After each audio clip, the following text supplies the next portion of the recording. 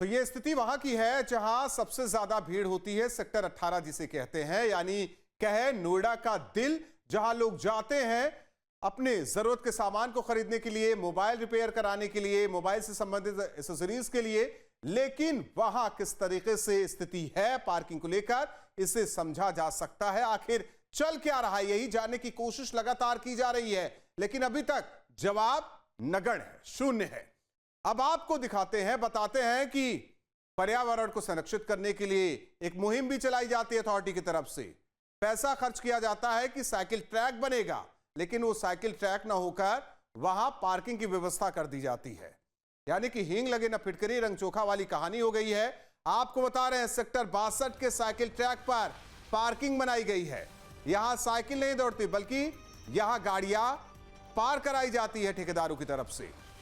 कागजों पर सड़क की एक तरफ पार्किंग का टेंडर है, लेकिन सड़क के दोनों ओर गाड़ियां खड़ी कराई जा रही है।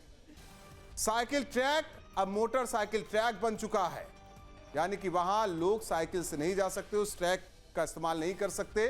वो कौन करेगा? वो ठेकेदार जिनके सिर पर हाथ है अथॉरिटी के कुछ लोगों का। आप समझिए, पार्किंग ठेकेदार का नाम पता भी दर्ज नहीं है यहां कि ठेकेदार कौन है। हर महीने 500 रुपए प्रति बाइक की वसूली की जाती है। 2 घंटे के लिए 20 रुपए की पर्ची काटी जाती है। 2 घंटे के बाद 5 रुपए प्रति घंटे की दर से वसूली की जाती है। पार्किंग स्टाफ ने भी कबूल किया कि पार्किंग अवैध है, लेकिन अथॉरिटी कुछ करने के लिए तैयार नहीं है।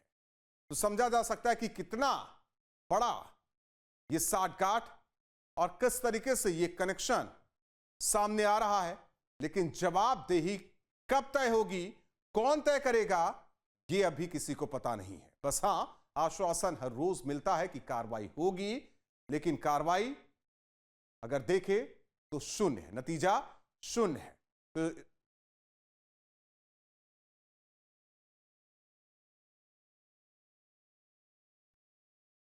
तो पहले दिन से लेकर आज तक न्यूज स्टेट ने जिस तरीके से ये पूरी मुहिम चलाई, ऑपरेशन पार्किंग, पहले दिन से लेकर आज तक मंत्रियों ने किस तरीके से आश्वासन दिया, कहा कि कार्रवाई होगी, ये भी आप सुनिए।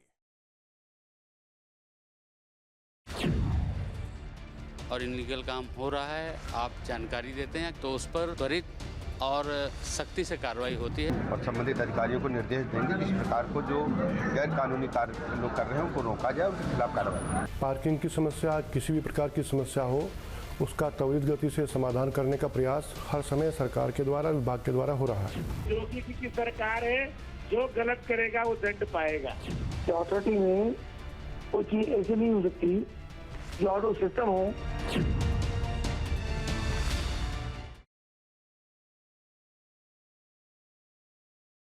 तो लगातार आश्वासन मिल रहा है, लेकिन अभी तक अगर देखा जाए नतीजा शून्य है, क्योंकि जिनके ऊपर जिम्मेदारी है, जो अथॉरिटी में बैठे अधिकारी है, जो नोएडा ट्रैफिक सेल एनटीसी है, उसकी जिम्मेदारी है, वो अभी तक आगे नहीं। क्योंकि पहले दिन हमने जब 5 सवालों का जवाब जानने को चाहा तो कोई भी जवाब नहीं, क्योंकि कहा गया सूचना संकलित नहीं है, यानी कि उनके पास भी सूचना नहीं है कि कहां कहां पार्किंग है, पार्किंग किस तरीके से चल रही है, चार्ज क्या है, पार्किंग का जो निर्धारित जगह की गई है, क्या उसके इतर भी पार्किंग की जा रही है। ये तमाम चीजें हैं जो हर कोई जानना चाहता है, क्योंकि नोएडा वासी भी परेशान हो रहे हैं।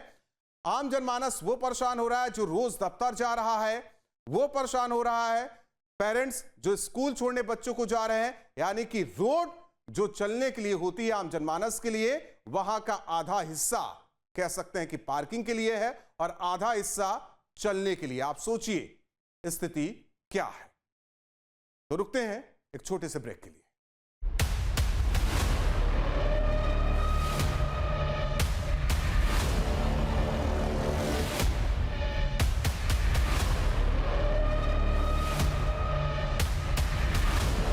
जहाँ भक्ति है हर शब्द में, कथाओं में छुपे हैं दिव्य रहस्य और ज्योतिष देता है जीवन को दिशा। धर्म से जुड़ी हर बातों को जानने के लिए हमारे चैनल स्तुति को सब्सक्राइब करें। चैनल पर जाने के लिए इस लिंक पर क्लिक करें।